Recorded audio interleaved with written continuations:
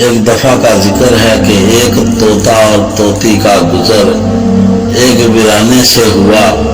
ویرانی دیکھ کر طوطی نے طوطے سے کہا، کس قدر ویران گاؤں ہے؟ طوطے نے کہا، لگتا ہے یہاں کسی الو کا گزر ہوا ہے۔ جس وقت طوطا باتیں کر رہے تھے، عین اس وقت ایک الو بھی وہاں سے گزر رہا تھا۔ اس نے طوطے کی بات سنی اور وہاں رک کر ان سے مخاطب ہو کر بولا، تم لوگ اس گاؤں میں مسافر لگتے ہو، آج رات تم میرے مہمان بن جاؤ، میرے ساتھ کھانا کھاؤ۔ الو کی محبت بڑی دعوت سے طوطے کا جوڑا انکار نہ کر سکا اور انہوں نے الو کی دعوت قبول کر لی۔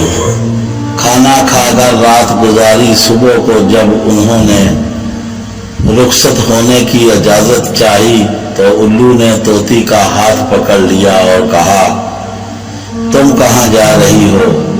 طوطی پریشان ہو کر بولی، یہ کوئی پوچھنے کی بات ہے؟ میں اپنے خامد کے ساتھ واپس جا رہی ہوں۔ الو یہ سن کر ہنسا اور کہا، یہ تم کیا کہہ رہی ہو؟ تم تو میری بیوی ہو۔ اس پر طوطی الو پر جھپٹ پڑے اور گرما گرمی شروع ہو گئی۔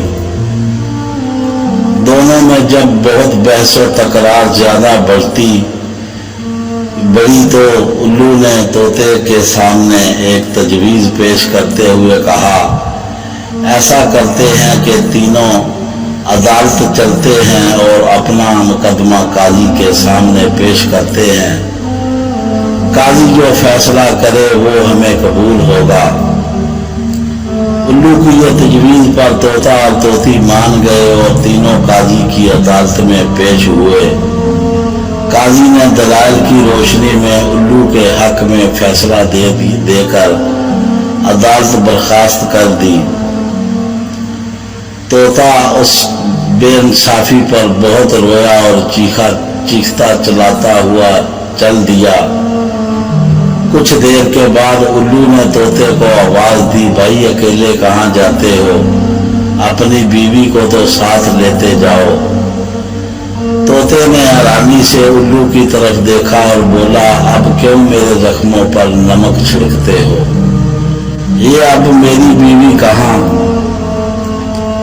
عدالت نے تو اسے تمہاری بیوی قرار دے دیا ہے۔ الو نے طوطے کی بات سن کر نرمی سے بولا، نہیں دوست، طوطی میری نہیں بلکہ تمہاری ہی بیوی ہے۔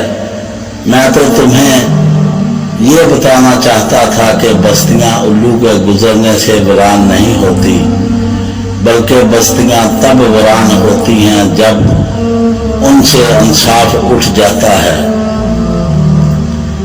دوستو، ہماری کہانی پسند آئے تو ہمارے چینل کو سبسکرائب کریں اور بیل آئیکن کا بٹن ضرور دبائیں۔ اللہ حافظ۔